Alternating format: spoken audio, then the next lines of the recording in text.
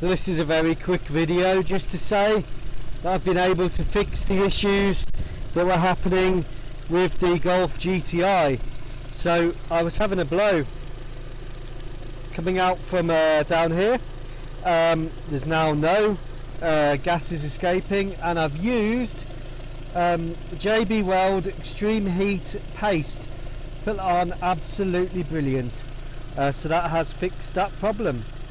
So I've been out for it this morning to collect some parts. I did actually order a gasket and all the bolts for that part.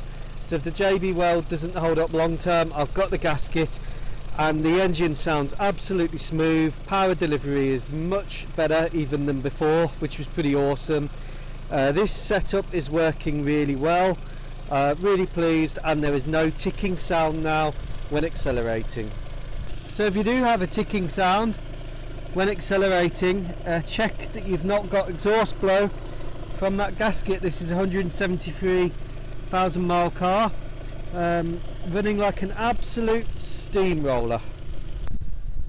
So apart from fitting coilovers later in the year, the 1.8T project, with the exception of maybe a baffled sump if we do take it on track, is all done and complete.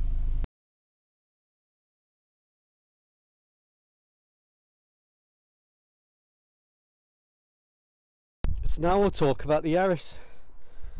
So the Yaris SR, Toyota's undercooked entrant into the warm patch market.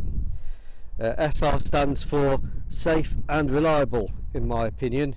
Nothing to do with racing. I've had it weighed at the excellent Forney Motorsport. Had it weighed yesterday, and we're looking at 1,025 kilogram with half a tank of fuel. Fuel tank for these holds 42 litres, so with 20 odd litres of fuel, we're looking at a curb weight dry of 1,005 kilograms ish. It's not bad. Factor in my 10-ton weight, slightly changes things. So as you can see, I've done a lot of lightening to the car. However, I need to get rid of another 5 kilograms. The problem with these seats is they've got airbags in, so if I take them out, it will fail an MOT. They're actually quite nice seats, and they don't strike me as being too heavy. The big weight reduction has been in the back, and I'm struggling really to find what more I can take out of the vehicle. Suggestion from Forney Motorsport was the door cards. I've still got the speakers in here though, so those will be coming off and going out. I've taken the glove box out because I keep my gloves in my pocket, and apart from that, it's actually quite a light car. So again, it's a real struggle to determine what more can go, but if I can shave 5 kilograms off, then I get down to a ton. Now I'm going to talk about the plans for this year. A giant thumb may descend on my head. So the Yaris was done, but then I decided to bite the bullet and go for the DC Sports ceramic coated 4-into-1 exhaust header. I need to have a look at my induction kit. Probably not the best the induction kit. It is homemade. The K&M one is unavailable, unfortunately, for the Scion 1.8 XD. So with 1,005 kilogram dry weight, if I can get this vehicle up to 145 to 150 horsepower, that will give me almost 145 to 150 horsepower a ton. So Forney Motorsports are going to be doing a high flow cat. I've got new Super Pro control arms coming, and really apart from that, there's not a lot you can do. So with the ECU being locked, even speaking to Fensport, there is very little more that can be done other than the high flow cat, the header, and kind of making a bit better version of this budget induction kit. Let's talk parts and plans for the year coming up. So first of all, I've got two front tyres, both on about 3 millimeters of tread. I'm going to use those for the next couple of months, and then brand new Pilot Sport 4s to go on there to give me some nice tread for the summer. If you've been watching the previous videos, you'll see that I've got a slight bit of brake line corrosion where the Toyota pipes come down. So I've got brand new Toyota hardline brake pipes from the ABS down to the flexis on the front, and then a nice Hell braided brake line kit which Forney Motorsport will be fitting. Forney Motorsport also pointed out that my brake line is potentially going to chafe underneath, so thankfully ordered some extra cable for the GTI which I don't need, so I'm going to have them fit a bulkhead connector and redo my battery relocation professionally.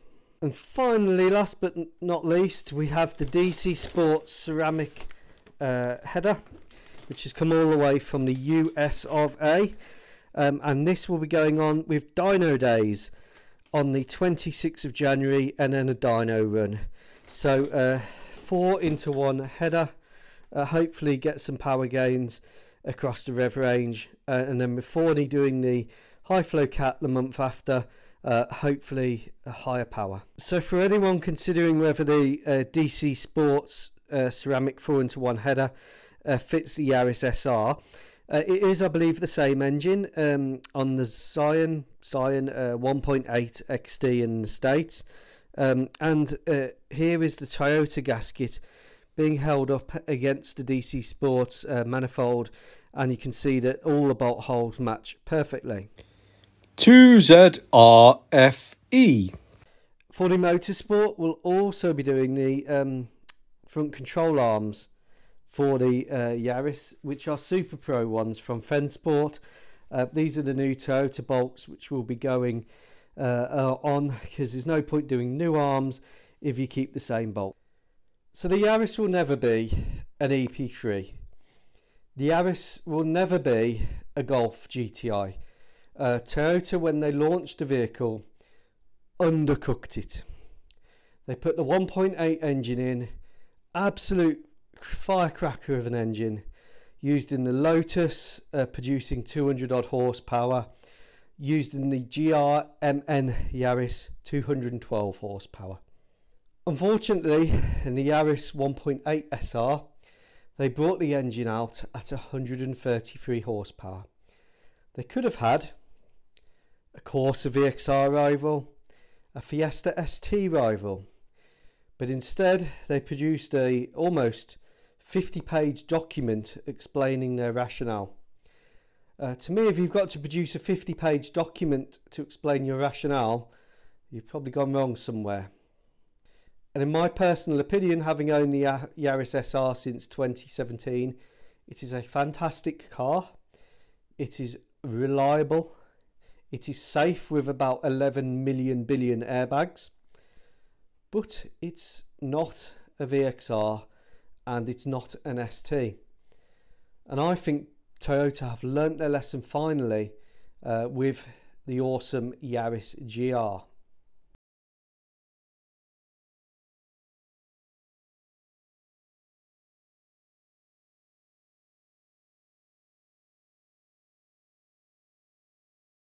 However, when you have children, when you have a family, priorities get a bit different. So here is my tribute to the Yaris GR, which I'll probably not be able to own for another 15 years. Meanwhile, I'm going to keep going with the Yaris SR. I'm going to see what I can do to it to really improve it and to get hopefully 150 horsepower a ton.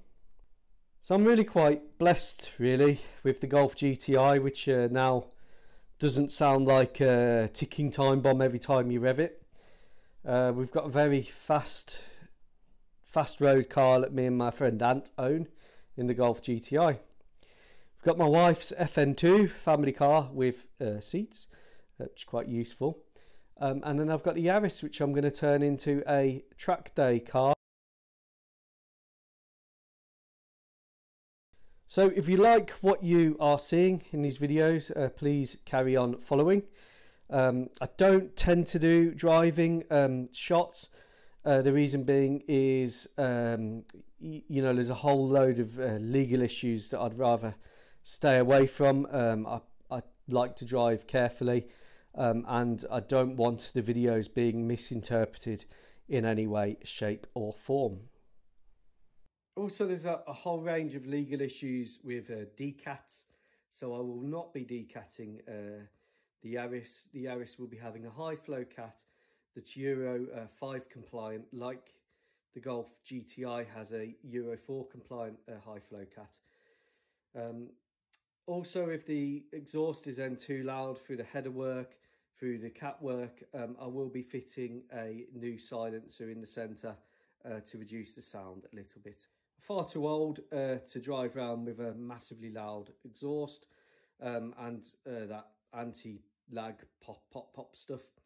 The good thing about the Golf GTI is it's actually really quiet, especially now the ticking sound has gone. So yeah, if you like the videos, carry on watching, and if you don't, please be kind, and you know, don't leave any hateful or nasty comments.